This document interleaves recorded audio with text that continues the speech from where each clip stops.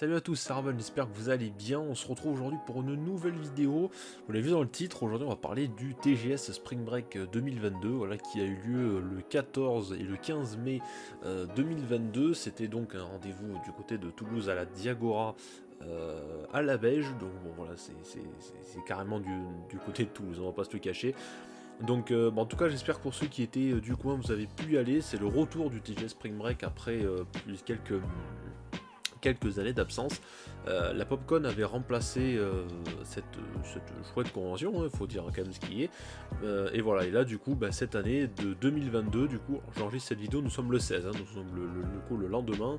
J'y suis allé personnellement avec Monsieur Viper que vous connaissez et Monsieur Niro que vous avez déjà vu dans des vidéos d'achat du moment. Voilà, donc on est à peine le lendemain. Nous sommes le lundi, voilà, à l'heure actuelle j'enregistre cette vidéo. Donc voilà, comme d'habitude, j'essaierai de ne pas la sortir non plus trop tard, parce que si je la sors au mois de décembre alors que nous sommes au mois de mai, voilà, il n'y a aucun rapport par rapport à la convention. Voilà, donc ça fait un moment que j'ai pas fait de bilan de convention, déjà parce que la dernière qu'on devait faire c'était pour la Popcon de l'année dernière, qui était du coup pareil du côté de Toulouse, plus exactement à Portée, du coup au Manoir du Prince, si je dis pas de bêtises, un endroit vraiment magnifique que je vous invite à aller découvrir. Donc voilà, c'était vraiment très chouette, une convention tout en extérieur, dans un lieu vraiment très beau. Je pense que les personnes qui étaient avec moi ce jour-là pourront vous en dire également beaucoup de bien. Donc voilà, donc c'est vrai que depuis que quelques temps que du coup cette fameuse TGS Spring Break n'existait plus, alors que c'était quand même une chouette convention, un TGS un peu plus petit, voilà, ça restait quand même ce qu'on appelait, d'où le titre, un Spring Break, donc quelque chose d'un peu plus petit, mais ça n'en restait que pas moins très bien, voilà, avec toujours des stands très intéressants et des invités haut en couleur. Donc voilà, comme je dis, c'est pas spécialement une énorme vidéo que je vais faire, elle durera peut-être 10 minutes, un quart d'heure au grand maximum. Mais voilà, c'est juste pour vous en dire un petit peu mon ressenti là-dessus. Bon, déjà évidemment très heureux de faire le retour des conventions, sachant que c'était un petit peu calmé depuis la pandémie. Donc ça fait quand même toujours plaisir, voilà, le retour dans une convention, dans un espace certes fermé, même s'il y avait 2-3 activités, 2-3 stands en extérieur. Il y avait des compétitions de cosplay, je crois, il y avait plein de musique, de K-pop un peu partout. Voilà, ça va un peu avec le style de la convention, voilà, culture Jap, comics, manga, films, séries, jeux vidéo, enfin bon, il y a quand même beaucoup de choses là-dedans à découvrir, et puis voilà, surtout l'ambiance vraiment toujours au top, quoi, beaucoup de monde cosplayé, ça fait toujours plaisir de demander des photos, bon, les free hugs, évidemment, c'est un classique des conventions, on va pas se le cacher, et puis voilà, toute cette bonne ambiance, les musiques à fond, ça gueule de partout, et puis l'inoubliable à faire pour pouvoir rencontrer un comédien, un acteur, une actrice qu'on aime beaucoup. Donc voilà, non, en vrai c'était plutôt cool, et puis l'ambiance est plutôt chouette. J'ai pas acheté grand chose, mine de rien, bon, si ce n'est 2-3 petites choses, donc quand même je vais vous montrer un petit peu tout ça. Et du coup, ouais, en fait, j'ai pas spécialement plus acheté que ça. Monsieur Viper non plus, quasiment pas. Et par contre, Monsieur Niro, oui, lui par contre, il se fait vraiment plaisir avec une bonne collection de mangas. Mais je pense qu'il vous en reparlera un autre jour où on sera prêt voilà, on va parler un petit peu de tout ça. Alors je regarde un peu mon écran parce que bon, j'ai changé de matériel il n'y a pas si longtemps que ça, mais la liste des invités, alors je vais pas tous vous les citer parce que non plus c'est pas le but de la vidéo d'aujourd'hui. Aujourd'hui c'est surtout pour pouvoir voilà, un peu vous présenter les acteurs qui étaient un peu présents. Alors des acteurs on va dire US, il y en avait que deux, à savoir Emma Caulfield, attention si je prononce mal les noms, et Émilie de Ravin, voilà, en français dégueulasse. Sachez juste que du coup vous aurez peut-être une photo au niveau du montage. Comment je vais le faire, je sais pas trop. J'essaierai également de vous mettre en photo enfin, de vous mettre du coup sur l'écran là, que vous regardez la photo de la conférence, parce qu'on était quand même allé assister à la conférence. Alors pour ceux qui ne les connaissent pas, alors il y en a une qui a joué du coup pour prendre Emma Caulfield dans la série Once Upon a Time, je crois, et dans Buffy, si je dis pas de bêtises. Voilà, mais bon, comme je dis, vous allez avoir la photo quelque part sur l'écran, là ou là, je ne sais pas comment je vais faire la différence. Et pareil, pour la deuxième actrice, c'est à peu près pareil. Voilà, si j'avais pas de bêtises, il y avait Public Enemy, je crois, La colline à des yeux, et également Once Upon a Time. Donc voilà, c'est pas spécialement des films que j'ai regardés, ou peut-être il y a longtemps, ou des trucs que je suivais pas spécialement plus que ça. Mais la conférence serait quand même très sympa, comme d'habitude. On a 2-3 personnes qui posent des questions. Une personne qui a traduit mot pour mot, c'était vraiment top, voilà, pour ceux qui parlent pas spécialement anglais plus que ça.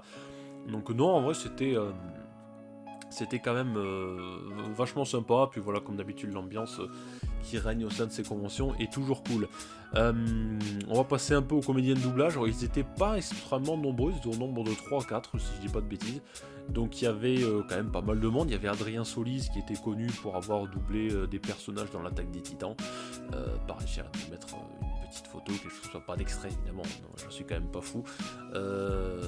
Également Grégory Leisner, je sais plus comment ça se prononce, c'est Laisne. Donc, bon, désolé pour si je prononce mal son nom, voilà, pareil, qui a fait du One Piece, du Fairy Tail, du Fire Force, voilà, il a fait quand même pas mal de bons animés, de bons mangas.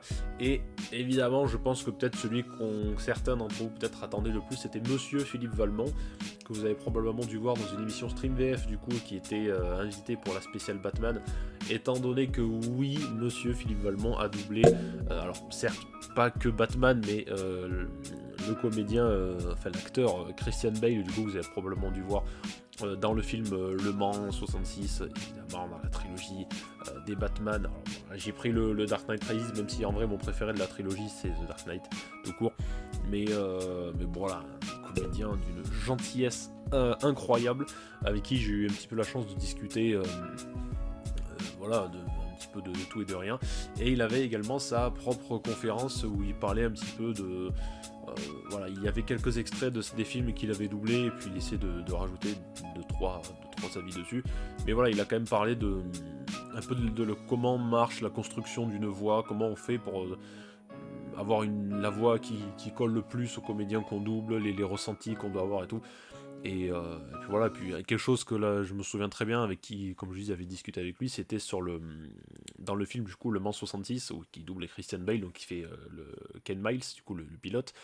Et il me disait que la fameuse scène où du coup Ken Miles est sur le bord sur le long de l'autoroute de l'aéroport avec son fils, et qui lui dit ouais, tu vois le virage parfait là-bas et tout. Et il disait que c'était une scène qu'il avait adoré faire, parce que voilà, Christian Bale est juste génial, quoi. C'est juste un acteur vraiment top. Donc voilà, si vous ne l'avez pas vu, je vous invite du coup à aller le voir, que ce soit Le Mans 66 ou la trilogie des Batman, si vous n'êtes pas trop fan ou pas très familier avec l'univers du Dark Knight. Et voilà, allez le voir, et pour plus d'informations, je vous renvoie du coup à l'épisode Stream VF du coup avec les 3 Batman. Voilà, donc quand je dis les 3 Batman, c'est le Batflake, le Bat...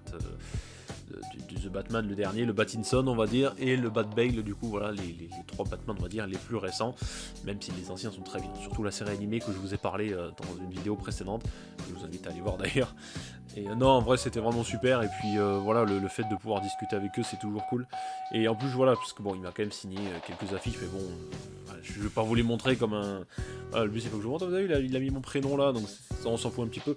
Par contre, ça c'est quand même sympa. Alors je l'avais déjà avant, je l'ai pas acheté en convention, je l'ai acheté en magasin. Alors comme vous le voyez, du coup c'est la série des comics à 4,90 qui sont vraiment top, parce qu'ils vont ressortir une nouvelle collection. Alors il y en a quand même déjà pas mal, comme vous pouvez le voir, de ces comics là. J'en ai quand même beaucoup là-dedans, je crois qu'il ne m'en manque que 2 ou 3.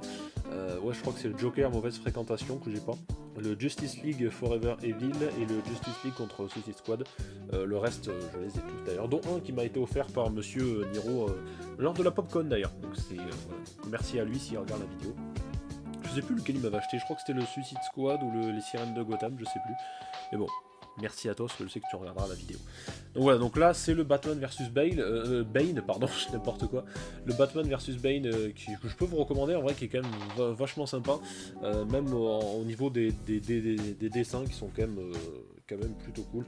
Je vous en montre quand même un petit extrait, mais c'est quand même vachement sympa. Alors, c'est bien, c'est que le seul extrait que je vous montre, c'est Batman qui est en train de rouler une pelle à Catwoman. Donc non, en vrai il est quand même vachement sympa. Donc là je vous montre quand même le style un peu graphique qui est quand même plutôt cool. Donc en vrai je peux vous le conseiller, déjà par rapport au prix, parce que c'est que les comics c'est quand même un investissement, on va pas se le cacher. Mais voilà, mais l'histoire est quand même sympa. Et puis bon, Bane, voilà, si vous avez vu Dark Knight Rises, on sait à quel point il est badass. Et c'est le seul des comics, les seuls que j'ai pris, parce que voilà, dans le dernier film du coup de la trilogie des Nolan de Batman, dans le Dark Knight Rises, du coup Batman doit affronter Bane. Et c'est pour ça que je l'ai pris par contre celui-là pour me le faire signer, parce qu'effectivement, voilà, c'est lui qui l'affronte dans le dernier, donc je n'allais pas tous les prendre non plus, c'est pas l'objectif, mais là c'était pour une raison quand même assez particulière. Mais voilà, sinon Philippe Valmont, le comédien, comme ça, tout gentil, c'était vraiment très très cool. Pour rester sur les comédiens, il y avait monsieur Guillaume Briat de Kaamelott, du coup, qui a également doublé Obélix en français dans le Secret de la Potion Magique, je crois que je dis pas de bêtises. Voilà, monsieur Guillaume Briat, pareil, qui est d'une gentillesse incroyable, alors évidemment qui est plus connu si vous avez regardé Kaamelott pour son personnage du roi Burgonde, voilà, le fameux Arthur Cuyel, qui est vraiment trop bien. Puis même dans le film Kaamelott premier volet, que je vous invite à aller voir si vous l'avez pas vu, si évidemment vous êtes fan de l'univers Kaamelott, mais bon, je pense que vous l'avez vu si vous aimez la série. Il est juste génial, et pareil, d'une gentillesse incroyable, et puis comme il l'avait dit plusieurs fois dans des interviews, et même moi quand je lui ai posé la question, c'est comment il a pu se retrouver là à faire un personnage où Alexandre Astier lui propose de faire des essais pour finalement être un roi Burgonde totalement débile, mais qui finalement nous fait rire à tous. Et c'est le truc principal, donc en vrai voilà, c'est plutôt cool, ça nous fait toujours marrer, c'est bon enfant si je puis dire. Après, qu'est-ce que vous dire de... Bah voilà, les achats ont continué un petit peu, on s'est fait un peu plaisir, on est allé voir un peu pas mal de stands. Il y avait évidemment beaucoup de stands avec des pop totalement incroyables que si j'aurais pu, j'aurais laissé un mois de salaire, mais bon, il y a quand même un truc qui s'appelle de la place et qui se fait de moins en moins, de plus en plus rare dans mon espace personnel. Que vous dire de plus? Alors, des pop, j'en ai quand même trouvé une, même s'il y en a certains que j'aimais beaucoup, mais qui n'étaient pas très très simples à trouver. Alors, celle que je vais vous montrer, du coup, c'est la numéro 273 de la collection DC Super Héros. Il s'agit du Joker. C'est une spéciale édition Glow in the Dark. Donc, Glow in the Dark, je rappelle, qui ici veut dire tout simplement qu'elle brille du coup avec une lumière assez particulière. Je vous l'avais montré il y a quelques temps sur certaines pop, et du coup la spéciale édition qui fait que du coup elles sont un nombre limité, elle est absolument dark, elle est vraiment trop classe. Alors cette pop vient, alors c'est certes le Joker, mais elle a quand même quelque chose d'assez particulier, puisqu'elle vient du comics Le Joker, le deuil de la famille, la pochette à l'arrière, la couverture à l'arrière, vraiment magnifique. Alors par contre je n'aurai aucun lien à vous donner pour la trouver, parce que je crois qu'elle se fait de plus en plus rare cette pop là, et voilà, je voulais quand même vous la présenter là, mais je pense que je la présenterai peut-être un autre jour. Je ferai une spéciale Joker, une spéciale Batman, une autre, je sais pas, malgré qu'en ce moment il y a beaucoup d'achats du moment comment ça s'appelle sur l'univers de Batman. Mais donc du coup voilà, ça rejoint ce comics là, voilà, comme vous le voyez, du coup Joker, le deuil de la famille, que je n'ai pas encore lu, et qui fait quand même partie toujours des récits complets à 4,99€, voilà, ce qu'ils appellent le meilleur du comics, alors qui est une autre collection comparée à celui que vous avez présenté ailleurs. Celui-ci est un petit peu plus vieux que l'autre, si je dis pas de bêtises. Voilà, vous avez Batman, la cour des hiboux, Batman White Knight, du Wonder Woman, du Superman, Justice League, Batman Silence, qui lui par contre j'avais entendu beaucoup de bien, Batman le Chevalier Noir, et Injustice, du coup année 1.